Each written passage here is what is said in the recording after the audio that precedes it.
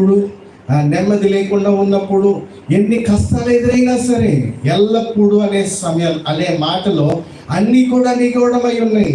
సంతోషం ఉండొచ్చు, విచారం ఉండొచ్చు, కష్టం ఉండొచ్చు, బాధ ఉండొచ్చు, వ్యాధి ఉండొచ్చు, బలహీనతలు ఉండొచ్చు, ఏవైనా ఉండొచ్చు, లేమి ఉండొచ్చు, లోటు ఉండొచ్చు, కరువు ఉండొచ్చు, వస్త్రహీనత ఉండొచ్చు, అన్ని ఉండొచ్చు.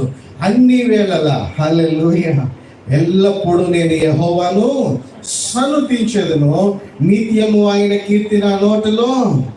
చూడండి, అలాగను ఉండాలి అని అంటే చూడండి, సంతోషంగా ఉన్నప్పుడు నోట్లో నుంచి పాటలు వస్తాయా, లేకపోతే విచారంగా ఉన్నప్పుడు నోట్లో నుంచి పాటలు వస్తాయా? సంతోషంగా ఉన్నప్పుడు మాత్రమే వేలేసి మరి పాడుతాం. నాకు విజిల్ రాదనుకోండి, ఏలలు వేసి మరి పాటలు పాడుతారు చాలా మంది. ఇది వరకు చూసేవాడిని, విజిల్స్ వేసి పాటలు పాడుకుంటూ సంతోషంగా వెళ్ళేవాడు. ఏంటబ్బా ఇంత సంతోషంగా ఉన్నామంటే ఏదో చెప్పేవాడు.